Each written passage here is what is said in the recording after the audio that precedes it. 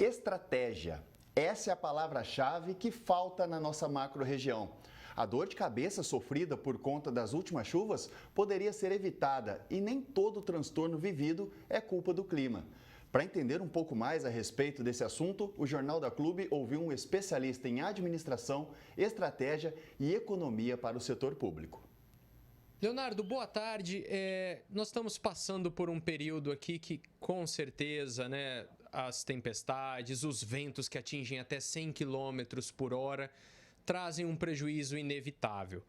Mas, tirando esse prejuízo inevitável, a maior parte da dor de cabeça que a gente tem com a chuva poderia ser evitada? Quer dizer, tem exemplos concretos de estratégia? Com certeza, com certeza. Na verdade, o que a gente observa no contexto brasileiro é que a gente tem estratégias muito reativas e não preventivas. Eu acho que essa é a grande questão. Ninguém está muito preocupado em pensar o futuro, né? O que pode ser evitado lá na frente. Então as pessoas falam, é uma chuva de vento de 100 km por hora, vai acontecer uma vez a cada 15 anos. Vamos cuidar do agora. Só que em um determinado momento ela vai acontecer. E aí a gente não está preparado, né? Não está preparado por quê? Porque não fizemos aquele planejamento de longo prazo para preparar a cidade para esse tipo de incidente. Chega a ser engraçado, né? Mas Ribeirão está passando por um momento histórico, né? Das maiores obras, maiores quantidades de obras de mobilidade estão acontecendo nesse momento. E, enquanto isso, muitas avenidas importantes da cidade estão alagando. Não é um pouco incoerente isso? Com certeza, mas voltamos àquela questão do planejamento, né? Estamos fazendo o que nesse momento? Tentando resolver problemas de mobilidade que surgiram ao longo dos últimos anos, das últimas décadas em Ribeirão Preto, que cresceu de maneira desenfreada, com o número de carros aumentando de maneira significativa, e o transporte coletivo numa postura muito fragilizada ainda no nosso município, né? A gente não teve uma evolução do transporte coletivo na mesma proporção em que evoluiu-se o número de habitantes e todo o fluxo financeiro dessa cidade, né, de negócios e assim por diante. Então, a gente ainda está num momento reativo. Só que, de novo, nós estamos reagindo a um problema de trânsito sem pensar nas coisas de maneira interconectadas, né? O que o estrategista teria que fazer, né?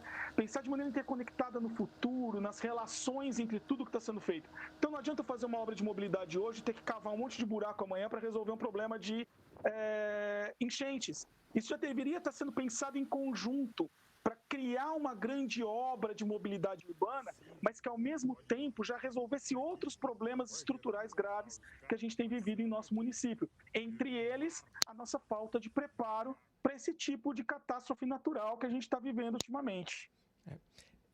Pensando numa cidade desenvolvida como Ribeirão Preto, falta verbas para realizar obras estratégicas? Na verdade, a gente está sempre lidando com recursos escassos, essa é a realidade do mundo. Então, a gente falar que sobra verba é uma mentira em qualquer situação.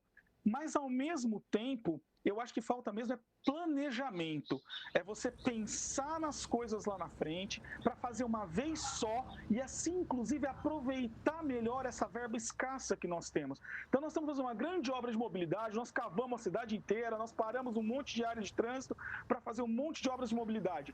E não aproveitamos essa oportunidade para resolver outros tipos de problema que poderiam estar sendo resolvidos em paralelo. Talvez reduzir um pouco o volume de mobilidade, mas aumentar os investimentos em alguns pontos críticos para já ajudar a resolver esses problemas da chuva. E não criar uma grande estrutura de mobilidade que, no final das contas, acaba até, às vezes, agravando a questão das enchentes e tudo mais.